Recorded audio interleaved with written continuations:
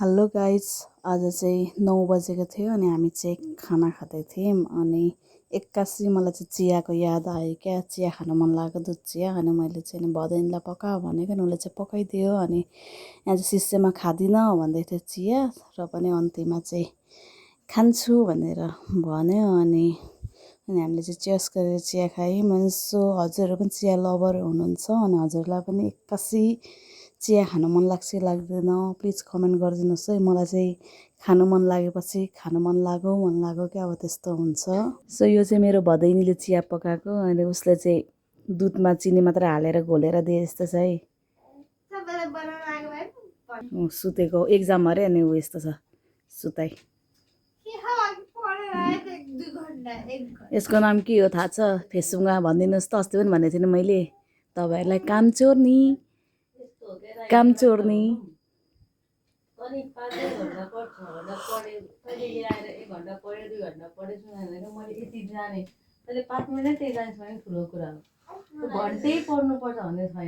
यता हेरिदिनुहोस् त, यतिको सम्झाउने शिष्य हुनु पर्यो है। यता हेरिदिनु नि, सम्झाउने खोइ अनुहार चाहिँ हेरौँ न। यहाँ सम्झाउने मान्छे धेरै छ तर सम्झिने मान्छे चाहिँ कम्ती भयो क्या। यहाँ हाम्रो भदैनी चाहिँ सम्झा एउटा कानबाट सुन्छ अर्को कानबाट उडाइदिन्छ होइन। डायरीले त तेरो हिजोको डायरीमा के थियो र होइन, तैँले फलो गरिस् त रुल्स। म तपाईँहरूलाई डायरी मेरो भदैनीको रुल्स हेराइदिन्छु ल। अनि उसले चाहिँ कतिवटा फलो गर्यो म भनिदिन्छु ल। अहिले एकछिनमा हेराइदिन्छु अनि म त हालिदिन्छु नि। बिचरा त्यसको डार मान्छ हौ, मेरो परी हो नि त। चाना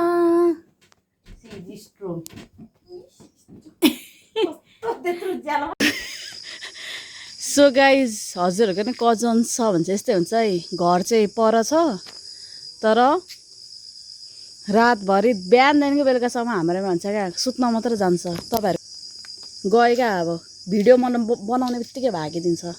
सो हजुरहरू कजन्स काकाको या कालो लागेछ। यो आगोमा पकाएको चिज चाहिँ कराईहरू कालो भयो भने चाहिँ यस्तै हुन्छ क्या। जति नै भाँडा मस्कायो भने कता कता लागिरहेको हुन्छ है। मेरोमा मात्र हुन्छ कि तपाईँहरूको पनि हुन्छ भनिदिनुहोस् है। अनि हाम्रो चाहिँ सिस चाहिँ बिहानदेखि बेलुकासम्म हाम्रोमै हुन्छ क्या। अब भनौँ न सुत्नु मात्र गएको भन्दा यहीँ खान्छ यहीँ बस्छ भन्नु मिलेन, कहिलेकाहीँ चाहिँ घरमा पनि खान्छ। सो हजुरहरूको पनि त्यस्तै हुन्छ कि हाम्रो मात्र? प्लिज कमेन्ट गरिदिनुहोस्। आजलाई चाहिँ यति नै छ। By by. अब म जान्छु, सुत्छु। Good night, have a sweet dreams.